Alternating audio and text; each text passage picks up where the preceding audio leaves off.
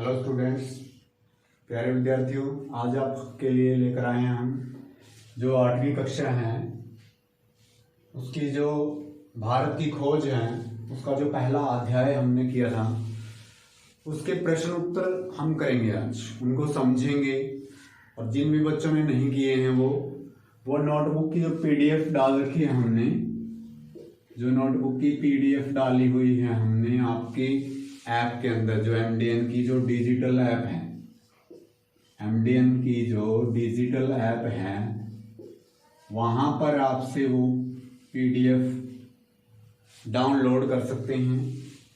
उसके बारे में सारे के सारे आपको प्रश्न उत्तर आपको वहां से मिल जाएंगे।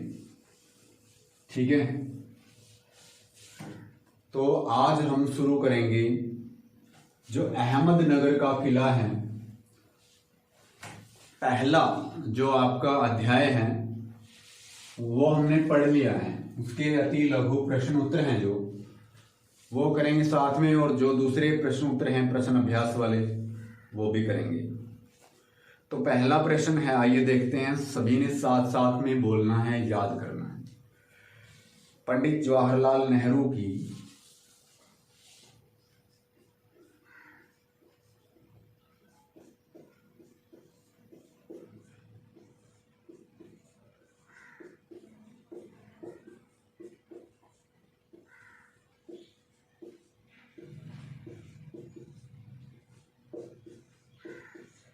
पंडित जवाहरलाल नेहरू की अहमदनगर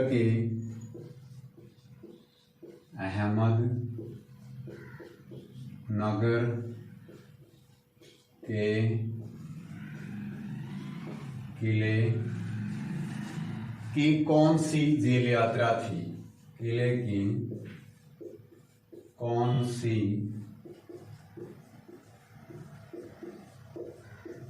जेल यात्रा थी?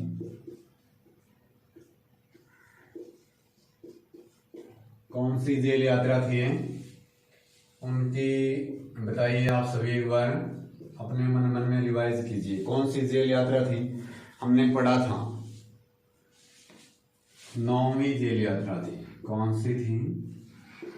9वीं। यानी कि बहुत बार जेल गए हो और जेल के अंदर उन्होंने बहुत सी बातों को सीखा और उनके बारे में व्यक्त भी किया, बताया भी उनके बारे में।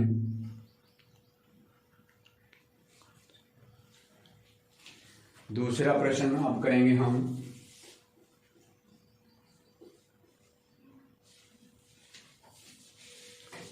चांद लेखक को क्या याद दिलाता रहा है? चांद लेखक को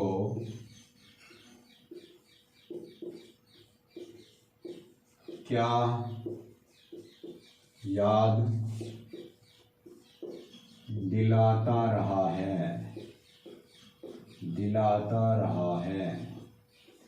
चांद लेखक को क्या याद दिलाता रहा है? बताइए, क्या याद दिलाता रहा है चांद लेखक को? कि अंधेरे के बाद क्या होता है? अंधेरे के बाद उजाला होता है। उजाला।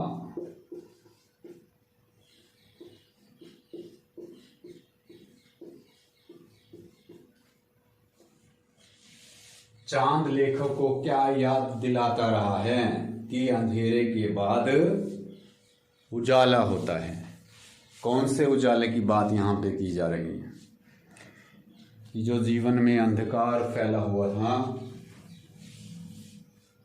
कठिनाइयां आई हुई थी उनके जीवन के अंदर, उसके बाद ही तो उनका जीवन है जो खुशहाल होने वाला था। यानी कि पहले हमें अपने जीवन के अंदर क्या सहन करना पड़ता है? दुखों को सहन करना पड़ता है, कठिनाइयों को झेलना पड़ता है, तभी हमारे जीवन के अंदर क्या आती है? खुशी आती है। इस प्रकार उन्होंने अपने भावों के द्वारा बहुत सी बातों को उजागर किया है, बताया है उनके बारे में। तो यहाँ पर देख लिया होगा आपने, दोनों क्वेश्चन को पढ़ लिया होगा ठीक ढंग से।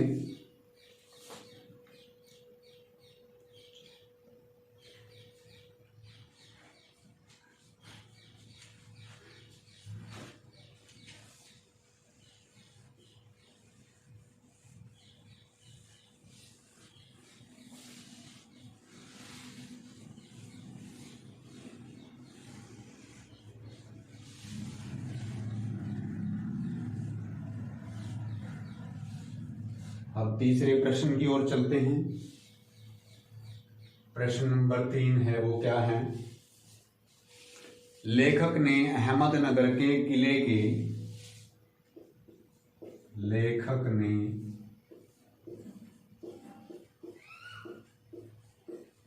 अहमदनगर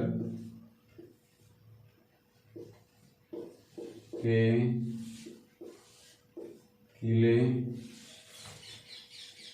के बंदी जीवन में किले के बंदी जीवन में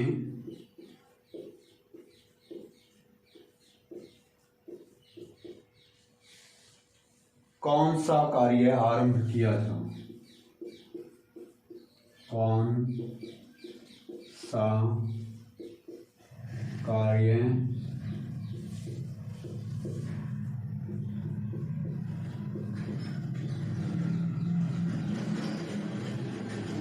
कार्य आरंभ किया था? लेखक ने अहमदनगर के किले के बंदी जीवन में कौन सा कार्य आरंभ किया था? यानी कि जो बंदी जीवन था, जब वो बंदी थे जेल के अंदर, तो उन्होंने सोचा कि कुछ ना कुछ देश की भलाई के लिए, इस जगह की भलाई के लिए, या इस जेल की भलाई के लिए, या प्रकृति के लिए, प्रकृति प्रेमी भी थे वो बहुत अच्छे हैं, तो उन्होंने क्या किया, उन्होंने सोचा कि कुछ ना कुछ खाली से काम ही कर लिया जाए कोई, जिससे यहाँ की जो सुंदरता है वो भी बढ़े, मेरे मन को भी अच्छा लगे, और जो पर्यावरण है वो भी हरा भरा हो जाए। तो उन्होंने क्या निश्चय किया? बागवानी करने का काम उन्होंने शुरू कर दिया। बागवानी करने का।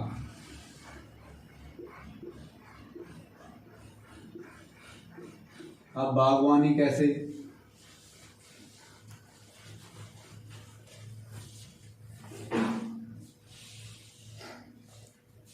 बागवानी का मतलब उन्होंने जो वहाँ पर बाग बगीचा था उसकी देखभाल करनी शुरू कर दी। वहाँ पे जो पेड़ पौधे लगाए हुए थे उनकी जो आपने क्या किया वहाँ पे, कि जो उनकी अच्छी तरह से अगर संभाल करें किसी चीज़ की तो भी उसी चीज़ का ख्याल रखा जा सकता है। अगर हम पेड़ पौधे लगा के उनको भूल जाएं और उनके अंदर ना पानी डालें, ना उनकी खुदाई करें, ठीक है, ना उनके अंदर खाद डालें, तो वो नहीं हो पाएंगे, जल्दी मुरझा जाएंगे, सूख जाएंगे और वो नष्ट हो जाएंगे। तो उन्होंने क्या सोचा, जो यहाँ पे पौधे लगाए हुए हैं उनकी देखभाल करता हूँ मैं। उसके बाद अगला क्वेश्चन है आपका, क्वेश्चन नंबर 4 है, अहमदनगर के किले की ऐतिहासिक घटना।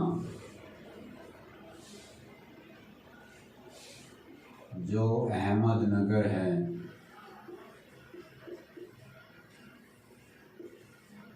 के किले की ऐतिहासिक घटना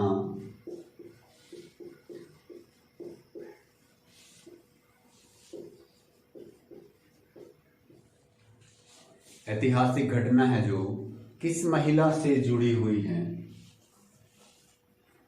किस महिला से जुड़ी हुई है?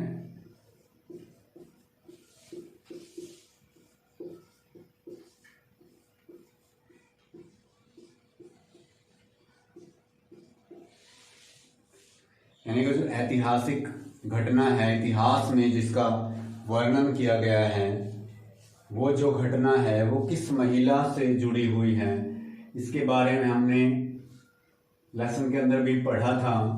अगर आपको याद हो तो एक बार रिवाइज कीजिए अपने मन के अंदर, एक बार बताइए कौन सी थी वो औरत, क्या नाम था उसका, बताइए जल्दी एक बार।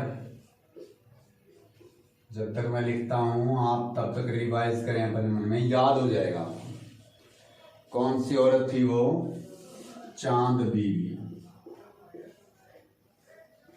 चांद बीबी।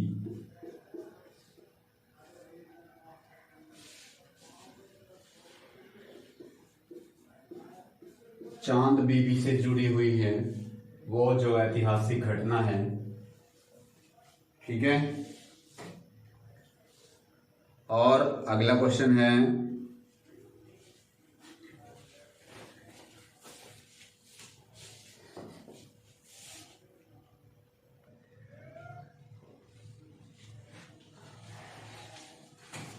प्रश्न नंबर 5 है आपका,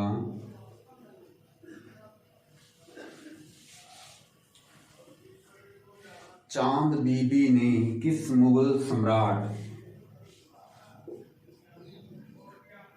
चांद बीबी ने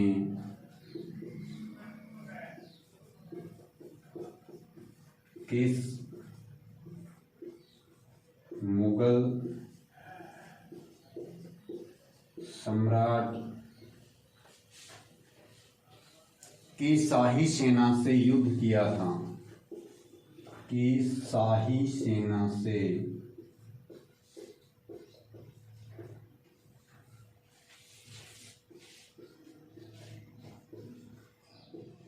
युद्ध किया था।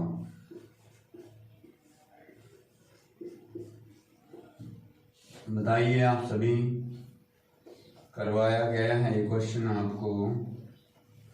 चांद बीबी ने किस मुगल सम्राट की शाही सेना से युद्ध किया था? वो बिल्कुल भी घबराई नहीं थी, बहुत बड़ी सेना थी वो, लेकिन उनके साहस का जो परिचय उन्होंने दिया और अकबर की सेना के साथ उन्होंने डट कर युद्ध किया।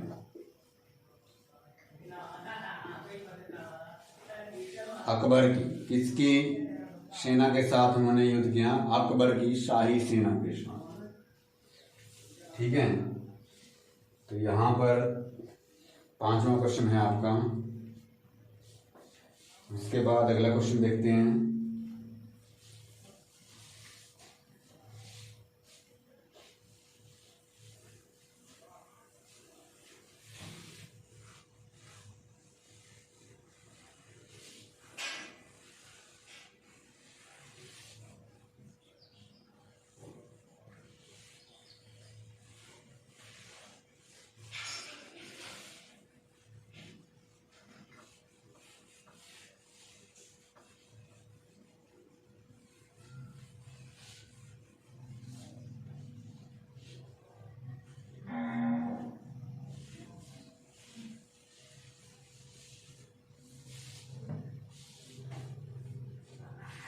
लेखक ने कुदाल छोड़कर अपने हाथ में क्या उठा लिया था?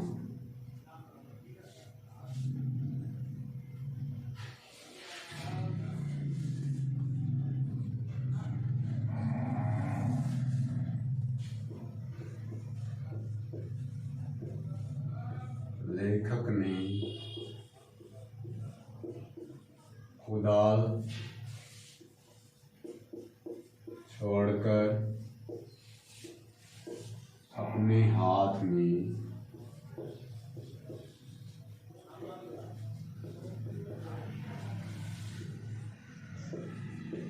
क्या उठा लिया था?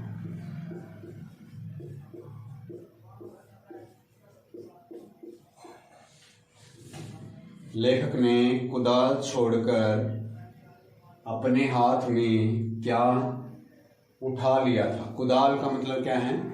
जमीन की खुदाई करने के लिए जो औजार था वो उन्होंने छोड़ दिया। जैसे औजार क्या था वो, जैसे जब बागवानी करते थे तो उस टाइम वो क्या करते थे, मिट्टी की खुदाई वगैरह, पेड़ पौधों का ध्यान रखना, तो ये बागवानी का काम करते थे। तो उन्होंने क्या किया, अब बागवानी का काम छोड़ दिया और अपने हाथ में क्या उठा ली? कलम उठा ली। क्योंकि इस कलम में बहुत ताकत होती है। जहाँ आदमी नहीं बोल पाता, इंसान कुछ नहीं कह पाता, वहाँ पर ये कलम बहुत कुछ करती है। तो उन्होंने इस कलम के माध्यम से लोगों को समझाने का काम किया। लेखक को, अगला क्वेश्चन है,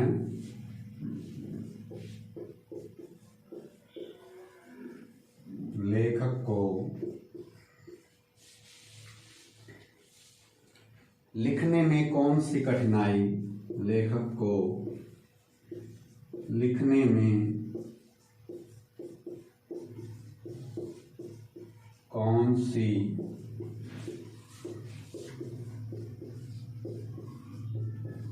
कठिनाई भयभीत करती है, भयभीत करती है? कौन सी कठिनाई उनको भयभीत करती है? विषय की जटिलता की,